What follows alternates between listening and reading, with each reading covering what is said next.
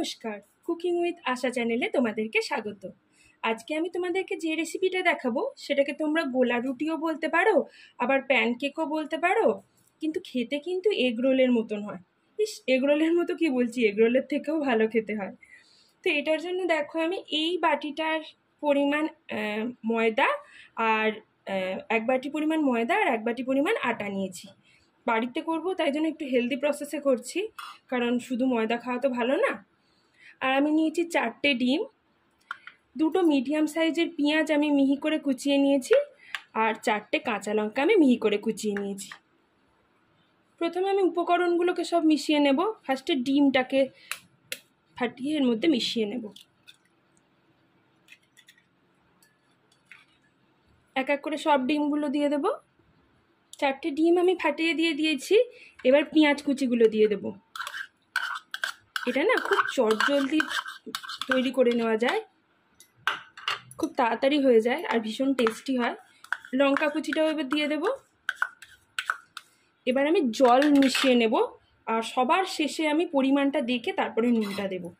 আমি জল মেশাবো, জল এটা কিন্তু পাতলা হবে, মানে সেমি থিক হবে এই ব্যাটারটা। আমি মিশিয়ে নিয়ে তারপর তোমাদেরকে দেখাচ্ছি।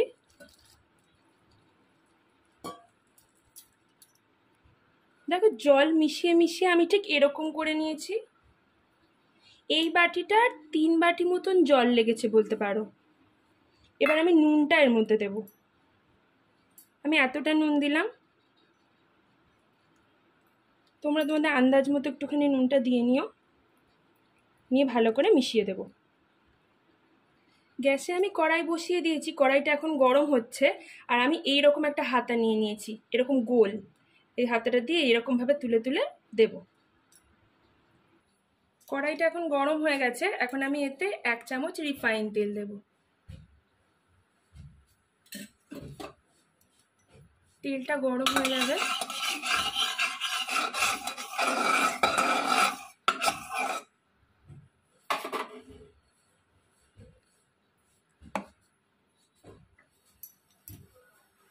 তেলটা গরম হয়ে গেছে, এখন আমি এতে 1 হাতা ব্যাটারটা দেব।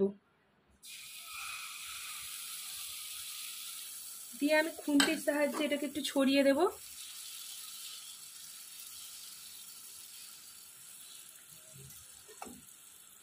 আমি এটাকে 1 পিঠ হতে দেব। 1 পিঠটা হয়ে গেছে, এখন আমি আরেকটা পিঠ উল্টে নেব।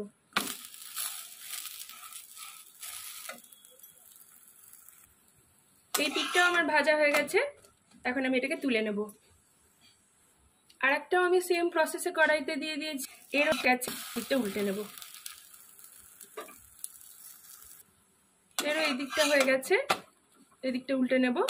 এবার আমি প্লেটে তুলে নেব।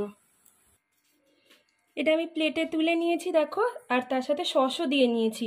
এটা সস দিয়েও খাওয়া যায়, আবার কোনো তরকারি দিয়েও খাওয়া যায়। এটা কিন্তু ভীষণ সফট হয় আর খুব টেস্টি হয় খেতে।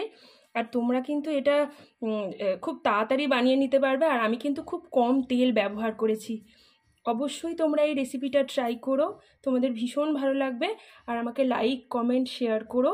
আমার চ্যানেলটাকে প্লিজ সাবস্ক্রাইব করো, আর বেল আইকনটাও কিন্তু প্রেস করতে ভুলো না আমার নিত্য নতুন রেসিপির আপডেট পাওয়ার জন্য। ধন্যবাদ।